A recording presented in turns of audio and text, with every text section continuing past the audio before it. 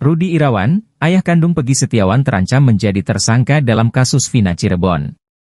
Dugaan itu muncul usai penyidik Direktorat Reserse Kriminal Umum Polda Jawa Barat memeriksa Rudi Irawan. Dalam pemeriksaan pada Jumat, 21 Juni 2024, penyidik mendalami soal kepemilikan kartu tanda penduduk ganda. Rudi mendatangi Direktorat Reserse Kriminal Umum Polda Jabar di Bandung pada Jumat siang. Pemeriksaan terhadap Rudi berlangsung sejak pukul 13 hingga pukul 19 waktu Indonesia Barat. Rudi diduga telah melakukan perintangan penyidikan dengan menutup-nutupi keberadaan Peggy Setiawan selama ini. Usai pemeriksaan tersebut, publik khawatir jika Rudi menyusul anaknya menjadi tersangka kasus Vina Cirebon. Kuasa hukum ayah Peggy Setiawan, Deolipa Yumara optimis jika sang klien tidak akan menjadi tersangka dalam pusaran kasus Peggy Setiawan. Banyak orang menduga ayah Peggy menyembunyikan Peggy, ucapnya dilihat tribunnews.bogor.com, Rabu, 26 Juni 2024. Banyak juga yang menduga jika Rudi bakal dijadikan tersangka oleh Polda Jawa Barat, tambahnya. Lebih lanjut, Deolipa Yumara menegaskan, jika pemanggilan terhadap Rudi hanya seputar pemeriksaan. Jawaban saya, tidak. Karena ada undang-undang yang mengatur tentang perintangan penyidikan, paparnya. Jadi banyak orang menyangka pemanggilan ayah Peggy ini dikenai pasal itu, tambahnya. Jadi pemanggilan itu hanya dimintai keterangan terkait kejadian pada masa itu, ungkap Deolipa. Sementara itu, terkait perubahan identitas, Deolipa meminta polisi harus detail mempertanyakan peruntukannya. Kalaupun dijadikan tersangka, itu tak bakal terjadi, bebernya. Kalau soal pergantian identitas itu harus ditanyakan keperluannya apa, dan kapan dilakukan pergantiannya. Kalau dilakukannya sebelum peristiwa, itu urusan dia, tambahnya. Deolipa Yumara pun meminta agar polisi teliti dalam menangani kasus Vina Cirebon. Kasus ini dikerjakan dengan hati-hati, kalau bukti-buktinya sudah hilang atau saksinya tidak cukup kuat, saran saya lebih baik Peggy dilepaskan, pungkasnya. Hari ini, Pak? Ya, udah siap segalanya. Udah gitu. Betul ya Pak, terkait dugaan dua ganda identitas itu? Nggak tahu, itu belum tahu. Pak Rudi ini, yang hari ini dipanggil untuk membuat klarifikasi, karena masih sifatnya penyelidikan, dan tentu penyidik akan mengklarifikasi tentang data-data kependudukan dan lain sebagainya. Saya nggak tahu materi pertanyaannya. Ulah Polda Jawa Barat, Jabar, yang mangkir sidang perdana pra-peradilan tersangka kasus Vina Cirebon, Peggy Setiawan, membuat Kapolri Jenderal Listio Sigit Prabowo terseret lagi. Kapolri memang sudah sering didesak turun langsung menangani kasus pembunuhan di Cirebon 8 tahun silam itu, hingga akhirnya ia angkat bicara pada Sabtu, 22 Juni 2024, kemarin. Listio meminta anak buahnya yang menangani kasus tersebut bisa profesional. Namun, yang terjadi, Polda Jabar justru memilih mangkir dari upaya konstitusional Peggy membela dirinya. Padahal forum pra-peradilan begitu ditunggu masyarakat untuk mengetahui alasan polisi menangkap Peggy. Polisi pun kena sindir disebut takut kuli, yang merupakan profesi Peggy. Listio mewanti-wanti anak buahnya yang menangani kasus Vina dan menangkap Peggy, harus profesional dengan menunjukkan bukti kuat. Menurutnya, penersangkaan Peggy harus didasari Scientific Crime Investigation, SCI. Saat Kapolri sudah mewanti-wanti soal sorotan publik pada penangkapan Peggy, Polda Jabar justru mangkir dari sidang pra-peradilan Peggy yang dihelat di Pengadilan Negeri Bandung, hari ini, Senin, 24 Juni 2024. Mangkirnya Polda Jabar membuat kuasa hukum Peggy Setiawan kecewa berat. Mangkirnya Polda Jabar di sidang pra-peradilan Peggy yang membuat masyarakat kecewa juga memunculkan sindiran bahwa polisi takut dengan kuli.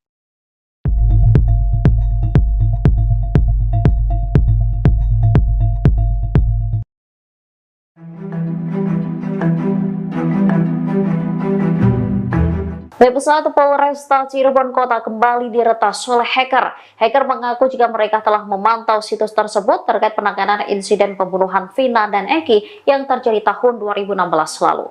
Hari ini, Kamis 27 Juni 2024, jika mengetik kalimat tuntaskan kasus Vina di mesin pencarian Google, maka muncul pesan yang dibuat hacker tersebut di website Polresta Cirebon Kota sebelum mengeklik tautan. Maka terlihat pesan lain yang ditulis hacker di teaser website tersebut di hasil penelusuran. Teaser tersebut berisi agar pihak kepolisian menegakkan keadilan untuk mengusut kasus tersebut. Hacker pun memberikan ultimatum bahwa situs tersebut dalam pantauan mereka. Oleh karenanya, mereka meminta agar kepolisian bisa menegakkan keadilan. Sebelumnya, website Polresta Cirebon Kota juga sudah diretas pada Rabu 26 Juni.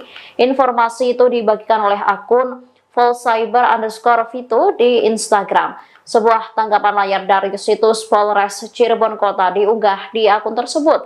Mereka mendesak agar kasus Vina segera dituntaskan. Polresta Cirebon Kota saat dikonfirmasi membenarkan adanya peretasan tersebut, namun situs tersebut sudah dipulihkan kembali. Website Polresta Cirebon Kota kembali dijebol oleh peretas, hacker. Portal berita resmi Polres Cirebon Kota itu sebelumnya sempat dibobol peretas yang meninggalkan sebuah pesan menohok kepada pihak kepolisian, dalam hal ini Polresta Cirebon pada Rabu, tanggal 26 Juni tahun 2024. Pesan itu bertuliskan, tuntaskan kasus Vina, hack by Volt Cyber. Kalimat perintah itu seakan meminta agar pihak kepolisian mengusut kasus tersebut dengan adil. Pasalnya, kasus pembunuhan Vina dan Eki yang terjadi tahun 2016 diwarnai sejumlah keanehan sejak awal proses penyidikan. Bahkan, spekulasi berkembang telah terjadi permainan yang dilakukan Ibtu Rudiana, ayah almarhum Eki dalam kasus itu. Setelah diretas, website tersebut sempat dipulihkan oleh pihak Polresta Cirebon Kota. Pihak Polres Cirebon Kota membenarkan bahwa telah terjadi peretasan di website resminya. Namun, saat ini situs tersebut sudah dipulihkan. Sudah kami pulihkan, balas pihak Polres Cirebon Kota kepada tribunjakarta.com di Instagram. Namun, peretas tak kehabisan akal. Ia kembali merangsek masuk ke situs tersebut dan memunculkan kembali pesan tersebut pada Kamis, tanggal 27 Juni tahun 2024. Jika mengetik kalimat, tuntaskan kasus Vina, di mesin pencarian, Google, maka muncul pesan yang dibuat hacker tersebut di website Polresta Cirebon Kota sebelum mengeklik tautan. Bahkan, terlihat pesan lain yang ditulis hacker di teaser website tersebut di hasil penelusuran. Teaser itu berisi agar pihak kepolisian menegakkan keadilan untuk mengusut kasus tersebut. Hacker pun memberikan ultimatum bahwa situs tersebut dalam pantauan mereka. Tunjukkan bahwa keadilan dan hukum ditegakkan dengan benar. Situs ini sudah aing pantau. We are anonymous. Keberhasilan hacker yang kembali membobol website Polresta Cirebon Kota kembali diunggah di akun Instagramnya bernama @voltcyber_v2. Warganet yang tak puas dengan kinerja kepolisian dalam kasus ini turut memberikan komentar. Meski terus diusut, kasus Vina nyatanya malah semakin kusut. Banyak kejanggalan-kejanggalan yang belum terjelaskan. Bahkan, Inspektur Jenderal, Irjen, Purnawirawan, Arianto Sutadi mengakui bahwa kasus Vina diselimuti banyak kejanggalan. Pensiunan Jenderal Bintang 2 itu melihat ketidaklaziman penanganan kasus pembunuhan sepasang kekasih tersebut, bahkan sudah terjadi sejak awal, yaitu penyidikan. Kejanggalan ada mulai dari penyidikan, sampai penuntutan, sampai putusan dan inkrah. Putusan berkekuatan hukum tetap, ujar penasihat Kapolri tersebut seperti dikutip dari Rakyat Bersuara di iNews yang tayang pada Rabu, tanggal 20 Juni tahun 2024. Ia menjelaskan kejanggalan pertama terjadi ketika pihak kepolisian menyebut kasus ini merupakan kasus kecelakaan lalu lintas. Kok, kasus kecelakaan, itu lukanya parah kayak gitu? Tanya Arianto. Kemudian, kedua, Ibtu Rudiana melanggar prosedur dengan menangkap dan menginterogasi sendiri para pelaku. Seharusnya Rudiana menyerahkan ke bagian reserse kriminal, Reskrim. Kemudian habis ditangkap digebuki. Ada juga saksi yang diarahkan, tambahnya. Selain kejanggalan ada pada penyidikan, penanganan di pihak kejaksaan juga bikin dahi Arianto berkerut. Kenapa jaksa menerima begitu saja BAP yang dinilai gombal dari penyidikan tanpa memeriksa alat bukti? Kalau berkas dikirim ke jaksa, kewajiban jaksa ini untuk membuktikan apakah cukup enggak buktinya, tapi kenyataannya, tidak. Kita sendiri heran loh, kasus pembunuhan kayak gitu kok DNA enggak diambil, katanya.